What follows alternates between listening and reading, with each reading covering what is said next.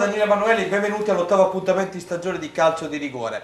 È stata una giornata particolare in eccellenza, sia la Fiariccione che il Classe, prima e seconda in classifica, sono state bloccate entrambe sullo 0-0, ma la FIA continua a condurre la propria classifica, invece in promozione sbalza in avanti come nuova capolista da parte del Torconca, vince in prima categoria romana il girone H il big match e approda al primo posto in classifica in nuova ferita contro il Real Miramare. Invece nella promozione marchigiana, girone A, il Gabice è sconfitto nello scontro al vertice con la Filotranese, nuova capolista del girone. Un buonasera da Daniele Emanueli e tra poco appunto andremo a conoscere anche i nostri ospiti di questa sera, però prima vi ricordo l'appuntamento anche tramite la nostra pagina Facebook, curata dal nostro Matteo Zampini, che salutiamo, e il numero per interagire con noi, il 333 60 94 299, numero valido anche per la messaggistica tradizionale ma soprattutto per WhatsApp. Ciao Matteo, lo salutiamo e andiamo a conoscere adesso gli ospiti di questa serata. Iniziamo dalla mia sinistra, dove ritroviamo con piacere l'opinionista Giacomo Alpini. Ciao, buonasera a tutti.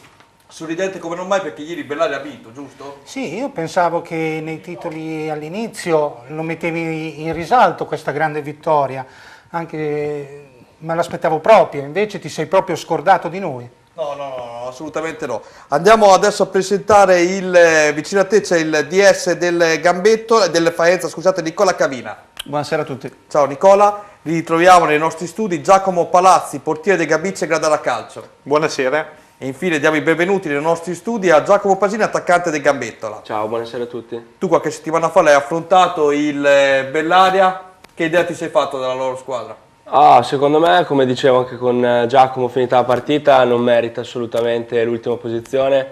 Infatti, come è stato ieri, ha vinto e secondo me si possono cavare dalle zone calde, diciamo. Giacomo invece Palazzi, la Filotranese ha vinto il big match contro di voi, tu sei stato anche sfortunato in occasione del rigore che purtroppo ha violato la tua rete. Sì, è successo un episodio, spero che sia unico per me, che praticamente ho parato il rigore, la palla è andata sul palo, mi ho sbattuto in testa e poi è andata in gol, però diciamo che era una partita bella, importante, però ancora siamo inizio stagione, quindi anche dalla sconfitta cerchiamo di rimediarla durante l'anno. Nicola, invece voi avete bloccato sullo 0-0 la capolista Fiariccione, grossa soddisfazione?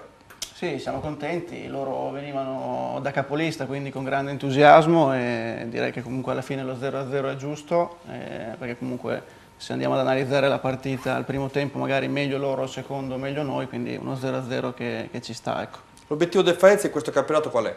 L'obiettivo sicuramente è salvarsi il prima possibile per poi riuscire a fare meglio dell'anno scorso, anche se ci siamo ringiovaniti molto, cerchiamo sempre di migliorare, quindi l'anno scorso abbiamo fatto 59 punti, proviamo a farne 60. Ebbene, allora adesso andiamo a vedere proprio la classifica e i risultati classifica per quanto riguarda il campionato d'eccellenza. Questi sono i risultati: Argentana Corticella 1-1, Castrocaro Classe 0-0, Faenza Fiariccione 0-0, Gradamica Real San Lazzaro 2-0, Progressa Cervia 2-2, Russi Bassa Lombarda 1-1, San Pietro in Vincoli Marignanese 1-2, prima vittoria di stagione anche per la Marignanese, Sampa Imola Diegaro 0-2, Savignanese Alfonsine 2-1. Andiamo a vedere la classifica dopo l'ottavo turno, qui una classifica si fa molto interessante. Fiariccione al comando, quota 19, segue Classe con 17 punti, Diegaro e Granamica 15 punti, Corticella 14, Savignanese, Cervia, Alfonsine 13, Progresso 12, Faenza 11, Castrocaro, Russi 9 punti, Massa Lombarda, San Pimola 8 punti, San Pietro in Vincoli 7, Argentana 6, Marignanese 4, Real San Lazzaro -1. Adesso andiamo a vedere i primi servizi per quanto riguarda l'eccellenza. Iniziamo dalla partita inerente a Progresso Cervia. Servizio. Progresso e Cervia si sfidano a viso aperto, mettendo in pratica una partita divertente e ricca di gol, ma anche di errori, con qualche fallo vistoso non fischiato dal direttore di gara. È la sfida tra settima e nona della classe che mette in vetrina diversi uomini chiave. Si parte con un corner a testa dove per il Cervia Farabegoli pecca di precisione, mentre dall'altra parte Cancelliere si distende a terra per raccogliere il pallone. Più pericoloso il colpo di testa poco dopo di Lodi da posizione ravvicinata che risulta fuori bersaglio. Il Cervia non ci sta e passa. Farabegoli sulla destra in progressione serve al centro per la botta in corsa dei Bondi che batte l'incolpevole Albertazzi per l'1-0 ospite. La partita si accende ulteriormente con un fallo per parti. Il primo è colpito a Bondi con una staffilata da distanza, il secondo ad opera di Di Giulio dopo essere sistemato il pallone all'interno dell'area. L'offensiva bianca prosegue con il recrimini per un rigore non concesso per fallo di mano, ma il direttore sorvola.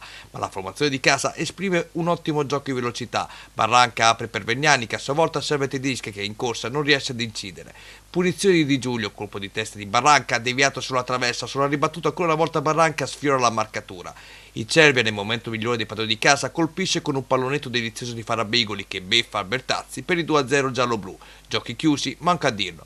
Rossi scambia con Vergnani, entra in area di rigore e viene toccato. Dagli 11 metri Tedeschi calcia malamente ma efficacemente, riuscendo a riaprire i giochi e la frenesia del progresso sorprende anche il nostro cameraman, poiché 60 secondi dopo Rossi perviene a pareggio mandando le squadre a riposo sul 2-2. La ripresa inizia con un tiro dalla distanza di Bordi fuori di un nulla, dalla parte opposta Barranchi fa tutto bene, compreso il sombrero, ma non incide come vorrebbe. Il Cervia si rende pericoloso a 2 corner sui quali la difesa del progresso riesce a salvarsi in qualche modo, prima che all'Ast Munit Rossi chiami alla parata salva il risultato l'attento cancelliere. 2-2 e squadre che escono dal terreno di gioco tra gli applausi dei presenti. Farti qualche domanda, Giacomo. Il Cervia che impatta sul 2-2 su un campo difficile come quella del Progresso rispetto a un inizio molto positivo, qualche punticino lo stanno perdendo, Sì, sicuramente se vediamo l'andamento della partita si può dire che ha buttato via 2 punti, però per quanto riguarda le immagini si è visto che il pareggio è meritato, quindi a questo punto io direi che forse è un punto guadagnato in questo momento per il Cervia, che come hai detto te è partito forte e forse adesso sta rallentando un po'. E tra poco voglio sentire anche Nicola, ma prima andiamo a vedere il secondo servizio inerente a questa categoria, quello che riguarda Russi e Massa. romagnasport.com, il calcio dilettantistico come non l'hai mai visto. Russia e Massa Lombarda rappresentano una sfida a salvezza con largo anticipo, gli ospiti si dimostrano più in piglio, sfornando un'ottima prestazione, venendo però frenati da 2 legni, mentre per i russi qualche recrimina per alcuni fuorigioco di troppo fischiati e per alcune sfumature, specie nel reparto offensivo ancora da registrare. La partita inizia con il boom ospite, traversone di Valbonetti per l'incornata perfetta di Valli, che fa 1-0. Qui Casadio è incolpevole sulla prodezza del centravanti in maglia bianconera. Russi che reagisce con la conclusione della posizione defilata di Ricci fra Battista che non crea scompigli. Ospiti che invece si fanno nuovamente vedere in avanti, ma qui in qualche modo si salva la retroguardia di casa. Dalla bandierina Valbonetti pennella lo schema del primo gol. Questa volta Valli colpisce di testa ma mette al lato. Russi privo di idee, si vede dalla metà campo ci prova Giorgini con Bracchetti costretto a rifugiarsi in corner. Ancora Falchetti in avanti, questa volta è bella l'azione creata da Ricci fra Battista per la testa di Grivellini, pallone alto di poco. Nella ripresa magari va vicino al gol, colpo a botta sicura, guantone di Bracchetti e traversa Savano in Massa che va vicinissimo al raddoppio con una punizione di Trombetti che coglie l'incrocio dei pali. Mentre sul versante opposto il Russi punisce l'avversario, cross al centro per la testa vincente di Sebastiani che ristabilisce così la parità in campo andando a festeggiare la marcatura con i propri supporters. Massa che non ci sta, gran tiro di Trombetti, deviato in corner da Casadio. Il Russi invece in contropiede va vicinissimo al bersaglio con un'azione creata sul versante di destro, traversone finale al centro per la testa di Ricci fra Battista che trova l'intervento del difensore a negargli la gioia del gol. Gol che sfiora nuovamente in Massa, in contropiede si divora la possibilità del colpo del KO, Valli che colpisce un palo clamoroso. Ultima emozione che porta alla firma di Coralli che alza la mira. 1-1 il finale tra Russi e Massa Lombarda. Nicola, spiegaci un po' questo girone perché è particolare, non esiste una squadra che comunque possa ammazzare il campionato, insomma ve l'ha giocato un po' tutti, anche il Faenza ha avuto una bella partenza rispetto allo scorso anno, no?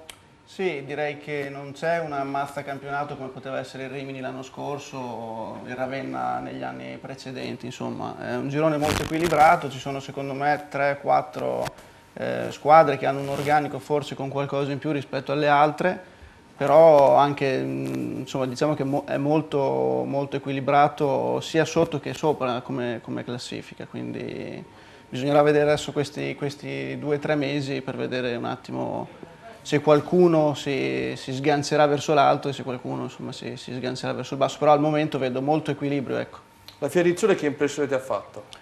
Fioriccione secondo me ha un ottimo 4-2-3-1, ben preparato sia in fase difensiva che in fase offensiva, molto equilibrato, quadrato, con degli ottimi elementi davanti, tutti e tre, sia i tre trequartisti tra virgolette che la punta centrale Passarino che insomma sta facendo tanti gol, quindi gli sta dando una grossa mano. Ecco. Giacomo, tu prima lo dicevi, adesso andiamo a vedere la parte bassa della classifica con il servizio inerente a San Pietro in Vincoli, Marignanese. La Marignanese risuscita e lo fa sul campo del San Pietro in Vincoli, una concorrente diretta per la salvezza, vincendo addirittura per 2-1.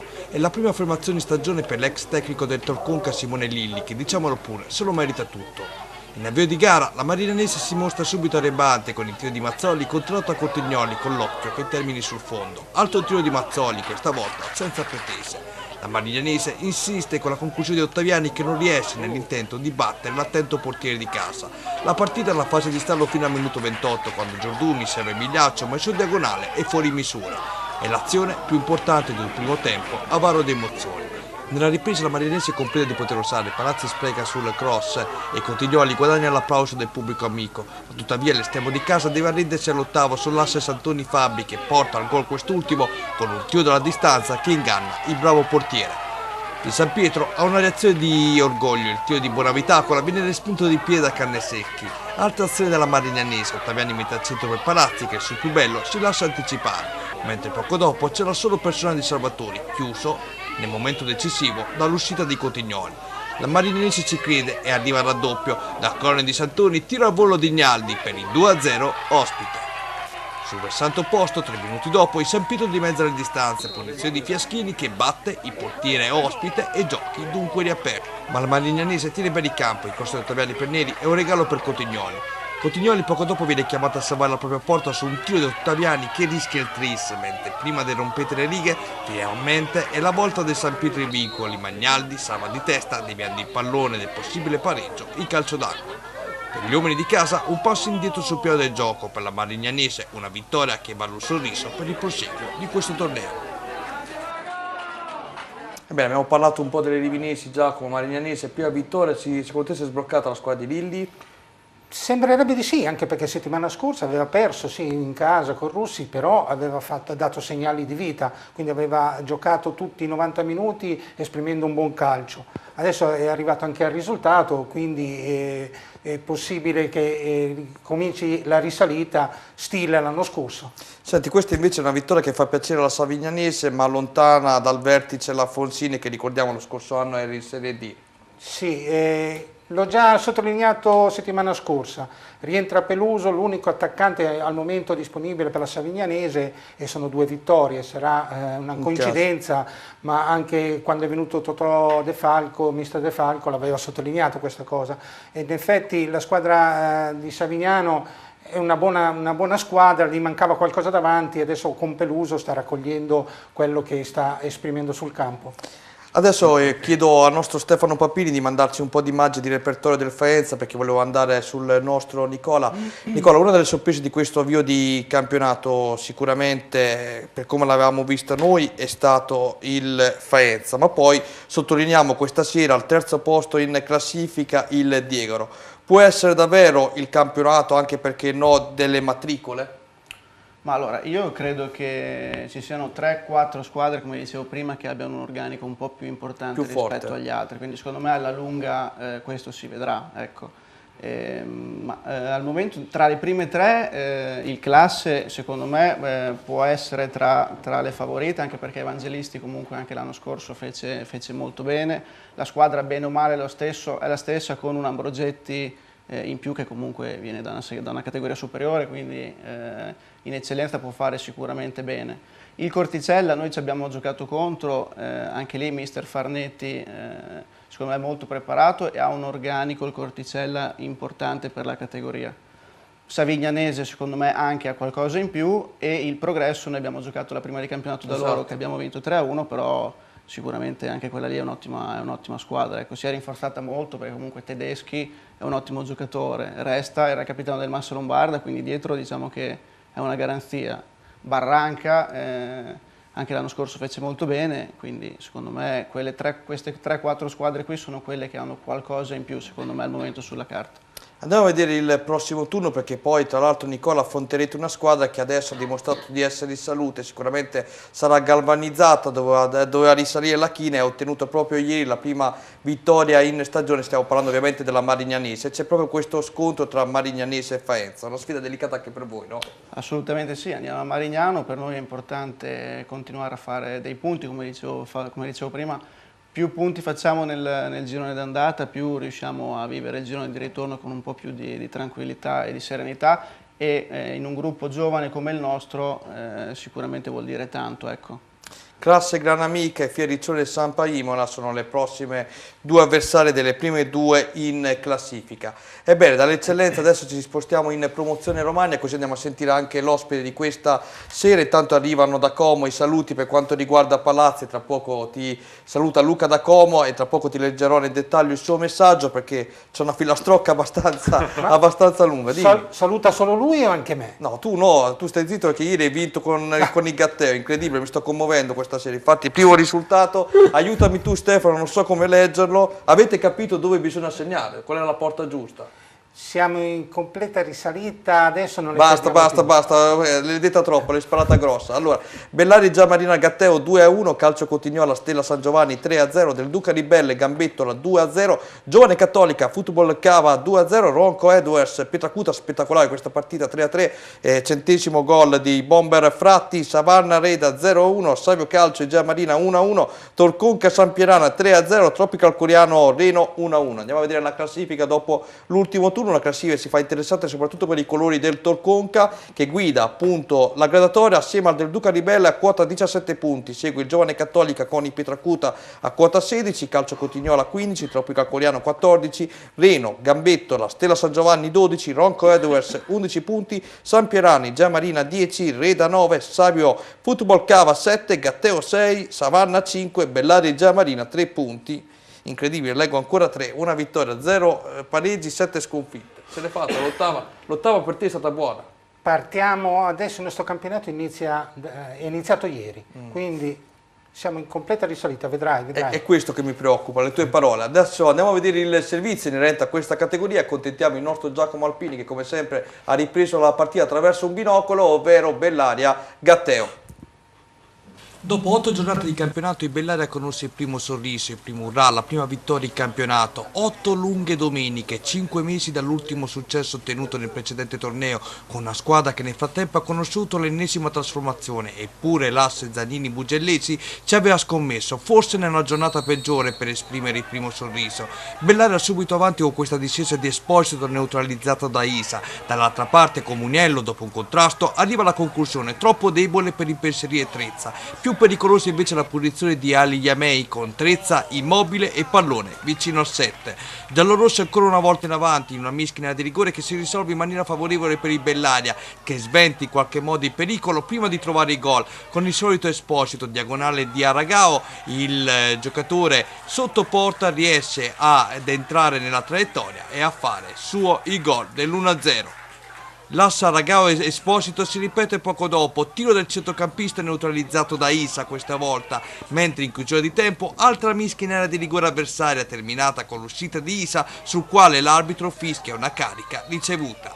Nella ripresa il Gatteo vuole siglare subito il pari, Zitarciu che viene murato in corner dall'angolo, colpo di testa al lato di Comunello, invece dall'altra parte, sempre dalla bandierina, altro colpo di testa di Torres, fuori bersaglio. Al 18esimo il Gatteo però perviene al pareggio, discesa sulla destra, attraversando al centro per la corrente Gozzi, che fa l'1-1 ristabilendo la parità in campo. Il Gatteo ci crede e colpisce un palo clamoroso con Kalaz. Dall'angolo, alto colpo di testa, fuori di un nulla. Nel momento migliore degli ospiti, il Bellaria colpisce. Esposito si aggiusta la palla dentro l'area di rigore e scarica un destro imprendibile sotto l'incrocio dei pali per il nuovo vantaggio adriatico. A questo punto scatta l'ennesima rabbia del Gatteo che da calcio piazzato colpisce la traversa con Ali Yamet, poi altra azione a cercare lo stesso giocatore chiuso questa volta da Trezza.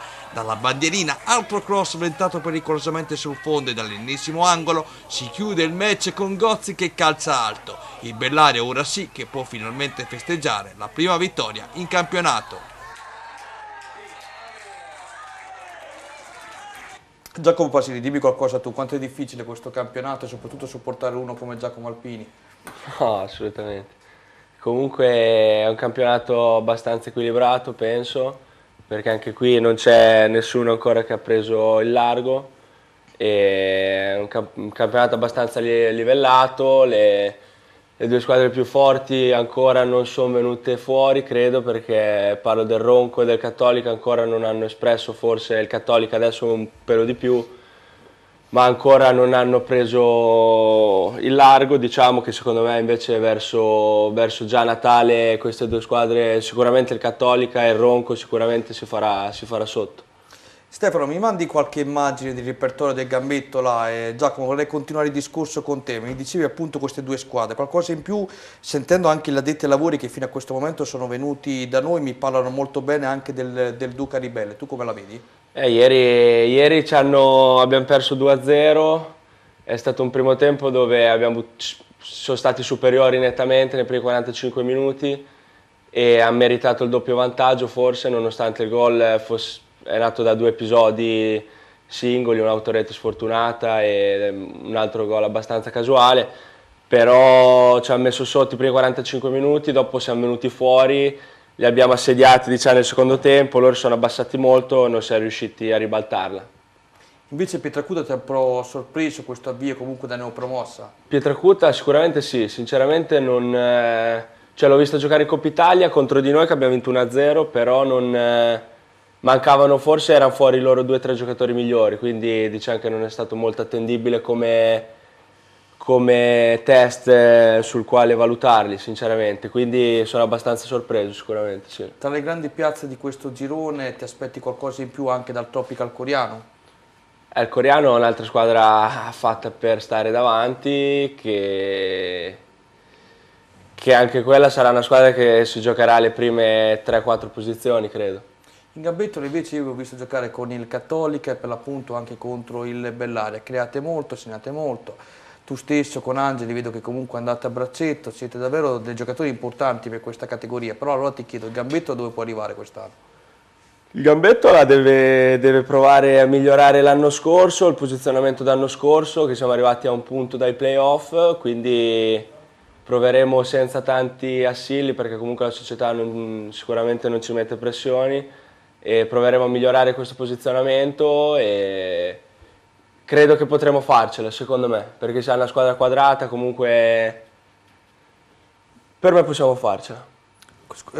Squadra quadrata secondo me anche molto spensierata, perché forse questa è la vostra vera forza, avete dimostrato fino a questo punto, tranne ieri, vabbè, che ci può stare una sconfitta di poterla giocare con chiunque, no? Sì, sicuramente possiamo giocarcela con chiunque, come abbiamo dimostrato a Cattolica, abbiamo giocato i primi 45 minuti da grande squadra e forse li abbiamo messi sotto, cioè, in gran parte del primo tempo. E poi per il resto siamo anche una squadra abbastanza quadrata, anche se abbiamo subito qualche gol di troppo forse quest'anno e non è una nostra caratteristica perché l'anno scorso è stata la miglior difesa del campionato anche. È vero. Quindi miglioreremo anche la fase difensiva e ci toglieremo soddisfazioni. Giacomo, mentre chiedo a Stefano Papini di farci vedere il prossimo turno, dimmi qualcosa in più per quanto riguarda l'Igea Marina che ieri comunque ha ottenuto un altro punticino verso il passo della salvezza, l'1-1 e anche sulla Stella San Giovanni. Sicuramente il risultato dell'Igea Marina è molto importante perché è venuto a seguito di un rincorrere fuori casa un risultato, quindi un punto importante che fa seguito anche alla gara di domenica scorsa. Quindi l'Igea è lanciato verso posizioni che forse fino a qualche settimana fa non si aspettava nessuno, perché a questo punto è fuori dalla zona play-out, però è al limite e con un passo del genere potrebbe togliersi delle buone soddisfazioni.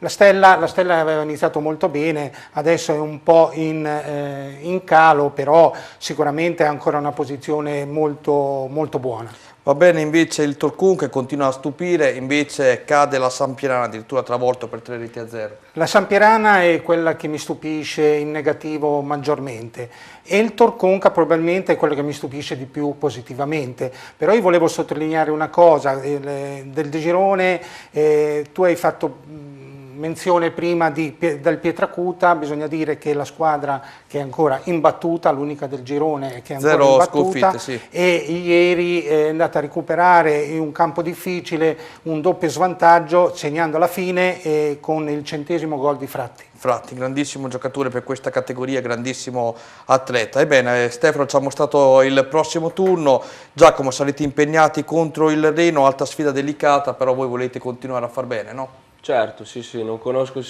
molto il Reno, essendo non delle nostre parti, ma sarà sicuramente una partita difficile come sono tutte, e quindi dovremo dare il 100% per portare a casa i 3 punti. Noi adesso ci fermiamo per 2 minuti dando la linea alla pubblicità, rientriamo e poi tutto sulla promozione marchigiana con il nostro ospite questa sera, Giacomo Palazzi. Pubblicità. Mamma, voglio andare al Mucho Mas. Mucho Mas è il nuovo Risto Family di Rimini, dove puoi gustare ottimi piatti e rilassarti mentre i tuoi bambini giocano. Ti aspettano prelibatezze mare monti, dolci fatti in casa, pizze speciali e classiche e menù per bimbi. Inoltre, animazioni tutti i giorni con trucca bimbi, baby dance e palloncini, pacchetti compleanni all inclusive con saletta privata, menù a richiesta per gruppi, cene aziendali o di classe e ricorrenze speciali. Mucho Mas, la risposta alle tue esigenze. Gioca, ridi e gusta. Ci trovi in via Losanna 35 a Rimini. Info e prenotazioni anche con WhatsApp 335 47 54 57. Quando entri in una stanza d'albergo e chiudi la porta, sai che c'è un segreto, un lusso, una fantasia, c'è il comfort, c'è la rassicurazione. Tutto questo è Hotel Sombrero, ideale per tranquillità, relax e benessere, per vacanze speciali da condividere con tutta la famiglia al mare di Riva Azzurra. Posto sulla spiaggia con il mare a chilometro zero, l'Hotel Sombrero è dotato di 3 stelle con piscina riscaldata, idromassaggio, wifi in camera, parcheggio coperto e tante attenzioni per bambini e amici a 4 zampe. E se l'estate passa, noi vi aspettiamo per trascorrere il Capodanno, la Pasqua e organizzare comunioni. Hotel Sombrero, Viale Regina Margherita 44 a Riva Azzurra di Rimini. Info hotelsombrero.com. A Viserbella trovi l'Adriatico, il più antico ristorante e pizzeria che offre la migliore ospitalità romagnola. Tra le specialità pesce freschissimo di eccellente qualità, selezionato dai migliori fornitori, carni di primissima scelta, pizze giganti e ricche di ingredienti freschi di stagione, realizzate con un impasto ad alta digeribilità, dalla pizza alla tagliata di manzo, passando per gli antipasti di pesce, provando tutti i veri sapori delle specialità mediterranee. Ti aspettiamo anche per l'happy hour, un aperitivo fatto in casa con una ricetta speciale.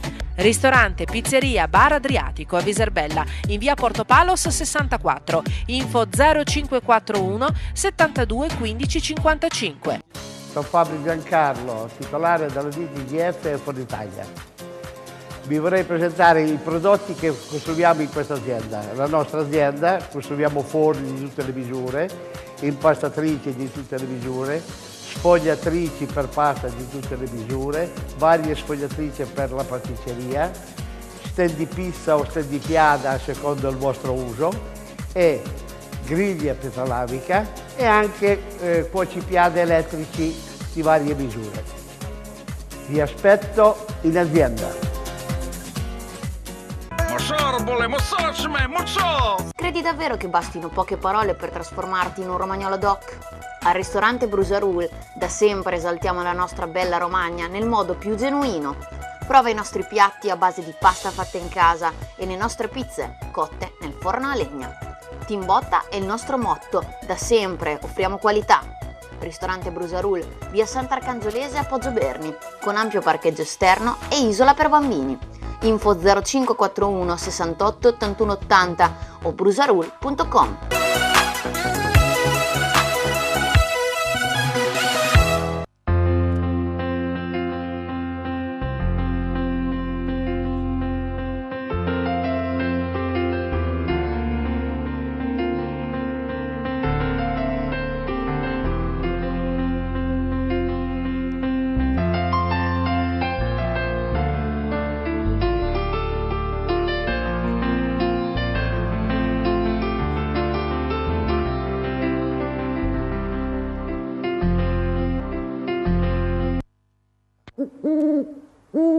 Al ristorante Pizzeria Al Gufo ti aspettano a pranzo e a cena i sapori della tradizione italiana. Al Gufo si possono assaporare menù di carne e pesce, ottimi vini e una pizza altamente digeribile grazie alla lunga lievitazione naturale con impasto anche al camut e ai 7 cereali. Poi la tipica cucina romagnola con la pasta fatta in casa. Che bontà! L'accoglienza e l'eleganza del locale mostra riguardo per tutti i tipi di clientela, ideale per organizzare cene aziendali. La cucina e la pizzeria lavorano anche da asporto, mentre su prenotazione menù di crudità e per celiaci. Ristorante Al Gufo, via Losanna 44, Miramare di Rimini, di fronte a Aeroporto Fellini.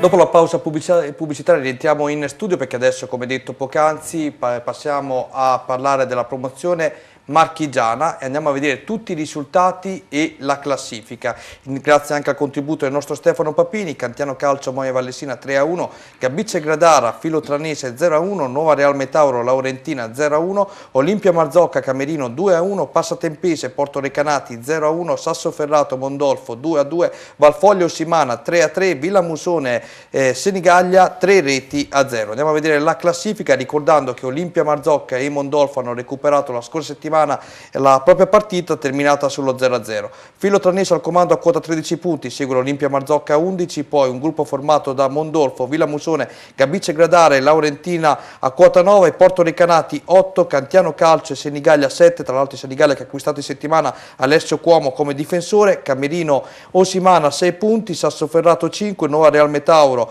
Valfoglia e Passatempese 4 punti, Moia Vallesino chiude con 0 punti. Andiamo sul nostro Giacomo Palazzi. Giacomo, allora, è il secondo anno che fate questo campionato in maniera consecutiva, le difficoltà che state affrontando dopo un buon inizio, 3 partite, ricordiamo fino a questo momento 3 vittorie e 5 partite, scusami, 3 vittorie e 2 sconfitte.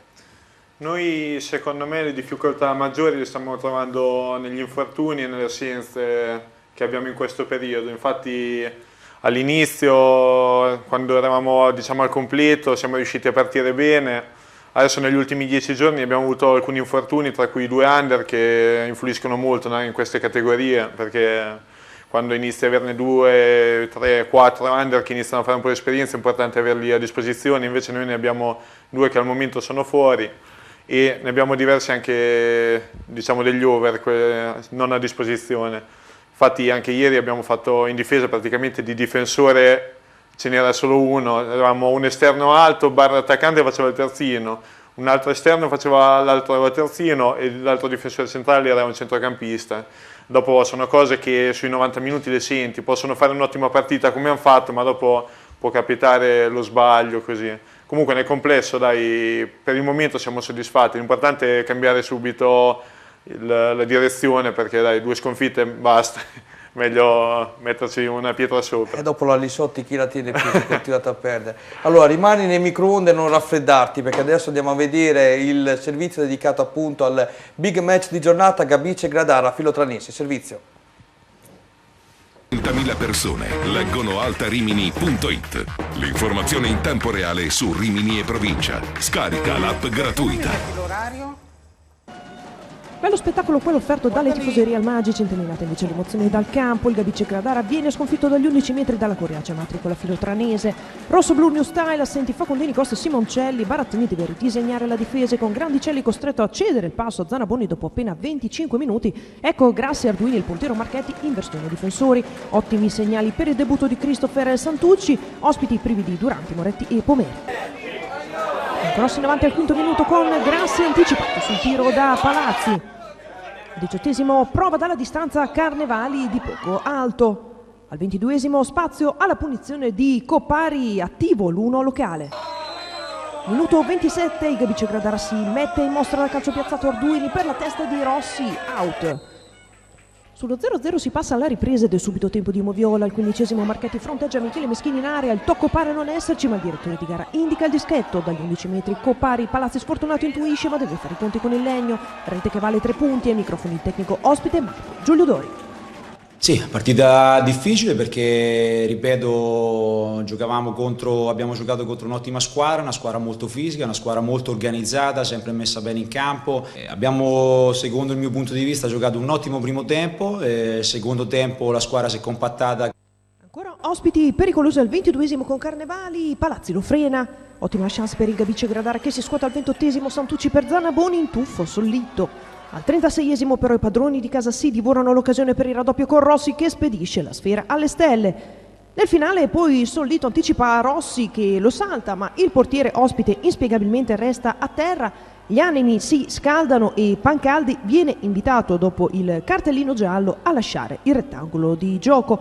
Finale al Maggi Gabice Gradara 0, Filotranese 1, ai microfoni il tecnico rossoblu Roberto Barattini.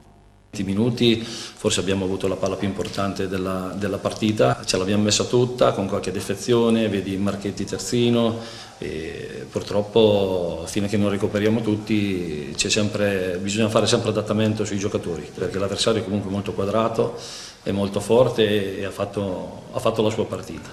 Volate anche voi sulle ali dell'entusiasmo però, ripercorrendo un po' il percorso dello scorso anno, perché voi eravate una matricola, avete fatto, se non erro, nelle prime 3 giornate più o meno gli stessi punti di quest'anno. Poi siete caduti in un periodo neanche a fare la posta come quest'anno. Infatti io ci penso solo a quello, perché uno che vede la classifica dell'anno scorso finale dice questi hanno fatto il campionato da salvezza tranquilla e buono. Invece se uno va a vedere partita per partita, voi lo sapete, noi abbiamo iniziato il campionato che abbiamo fatto 10 punti nelle prime 4 partite, poi da lì buio totale fino a inizio / metà girone di ritorno, quando c'è stato il cambio del mister, un po' quello, un po' dai anche noi abbiamo ritrovato un po' la luce e da lì alla fine abbiamo fatto più punti di tutti, anche di chi ha vinto il campionato, perché infatti abbiamo fatto una rimonta impressionante e ci siamo salvati la penultima giornata. Il primo obiettivo attuale è non fare il campionato dello scorso anno perché spero in una salvezza più tranquilla e qualcosina di più. Quindi solo salvezza, qualcosina di più, speriamo di entrare nei playoff, dai. Intanto salvezza prima della penultima di campionato, dopo vediamo.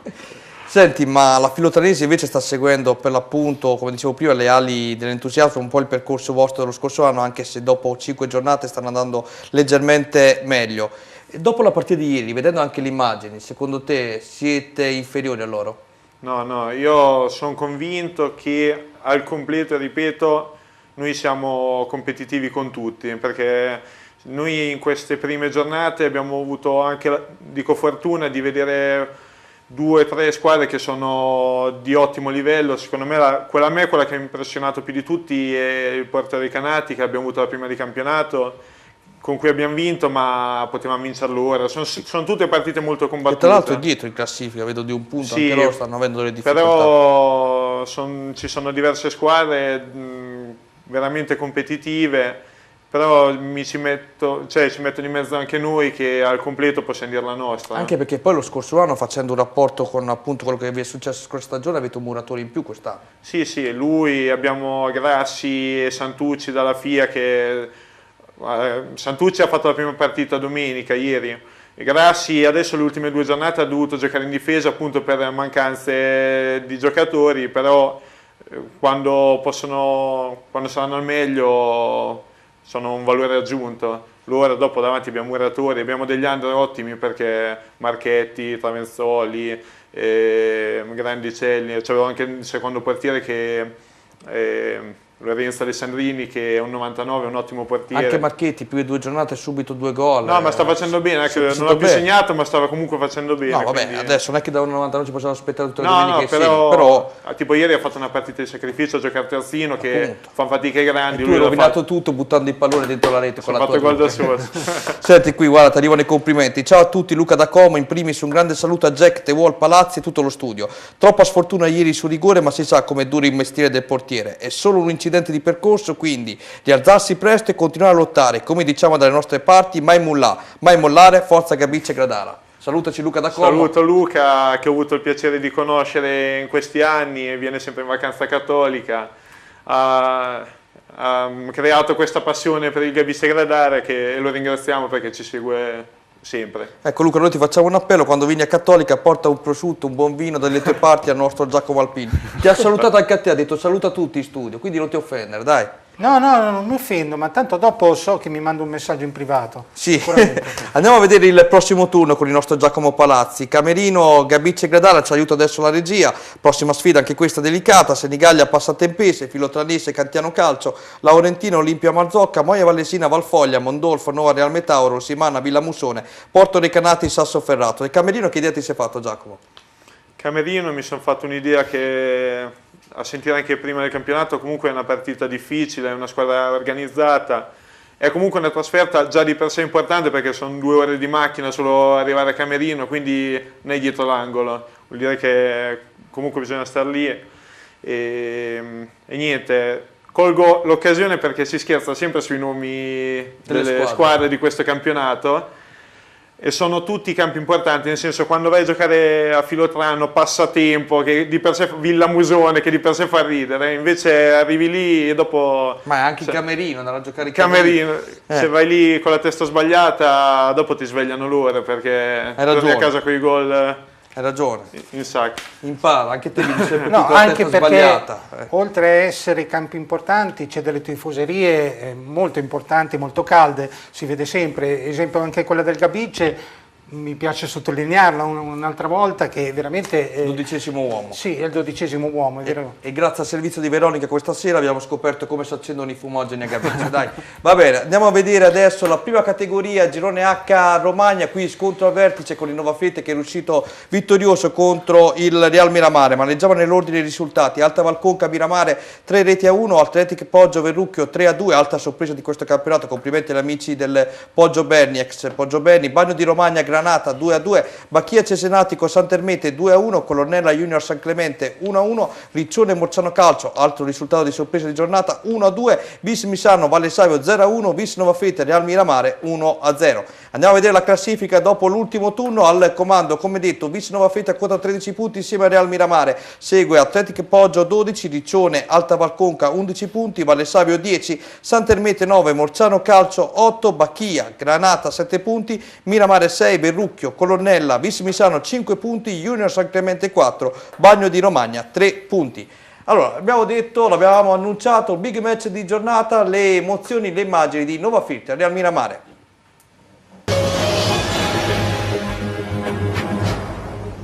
Al comunale di Novafete va in scena la sfida tra la prima contro la terza della classe. Grande prestazione dei padroni di casa che superano il Real Miramare per una rete a 0 e agganciano i riminesi in vetta alla classifica a quota 13 punti. I Bomber, ex Rimini Docente, rimane a secco contro una difesa che ha già dato prova di grande affidabilità.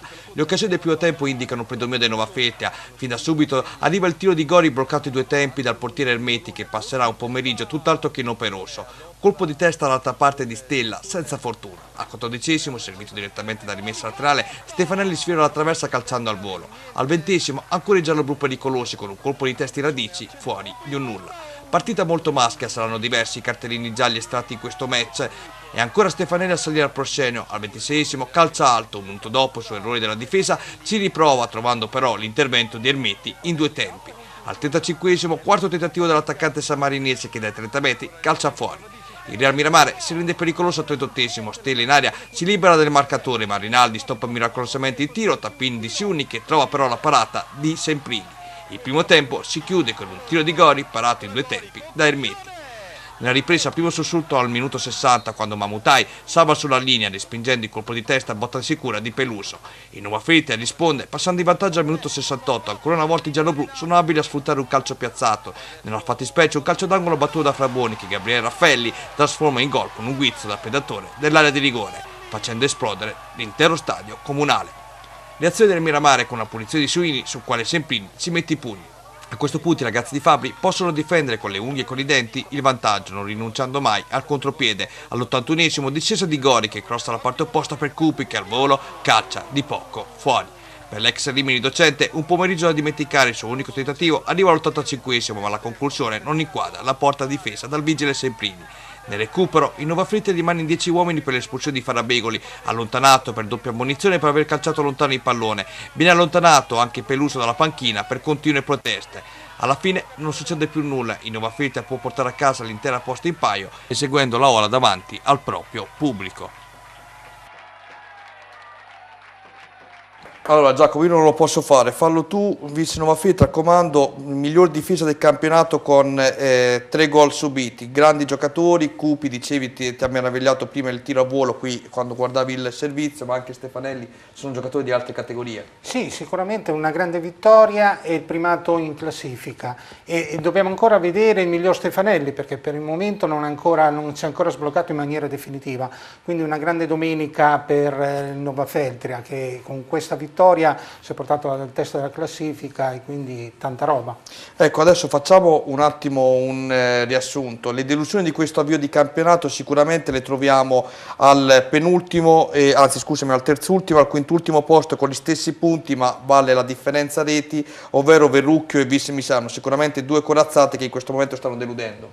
Sì, in questo momento non stanno rispettando le previsioni di inizio campionato, quindi sicuramente sono una delusione per il momento. Invece diciamo le squadre che hanno sorpreso in positivo, a parte il Nova Filtria, l'Atta Valconca che è un'altra neopromossa e sicuramente il Poggio Beni dopo aver eseguito la fusione con l'Atletic Falco. Sì, l'abbiamo già detto, l'abbiamo rimarcato anche le settimane scorse, sta facendo veramente un grande avvio di campionato. Ieri risultato sorprendente, chiudiamo qui con la vittoria del Morciano sul campo dell'Unione Calcio Riccione allenata da Daniele Daino, un'altra pretendente alla vittoria finale di questo campionato. Questa è una delle sorprese, ma anche la sconfitta del Santermete per me è una sorpresa perché da parte del Bacchia non me l'aspettavo. Hai detto bene, l'hai annunciato tu, andiamo a vedere il prossimo turno e c'è proprio il big match, il derby della Valmarecchia, Santermete e Nova Filtria, Junior San Clemente Granata, Miramare Colonnella, Morciano Alta Valconca, Real Miramare Riccione, altro big match, Valle Savio Atletic Poggio, Verrucchio Bacchia Cesenatico, Vis Misano, Bagno di Romagna. Siamo in chiusura, andiamo a salutare gli ospiti di questa serata, iniziamo da te Giacomo, grazie al nostro Giacomo Alpini. Grazie a te Daniele, ciao a tutti. Salutiamo il DS del Faenza Nicola Cavina, grazie Nicola. Grazie a voi. Salutiamo il portiere del Gabice Gradara Calcio Giacomo Palazzi. Grazie, buonasera. E porta i saluti alla nostra Veronica Lisotti, anche no, e saluto ovviamente Giacomo Pasini, l'attaccante del Gambetto. Grazie a voi. Rimanete con noi perché tra poco tutto sul Rimini Calcio in Sport Up. Grazie da Daniele Emanuelli.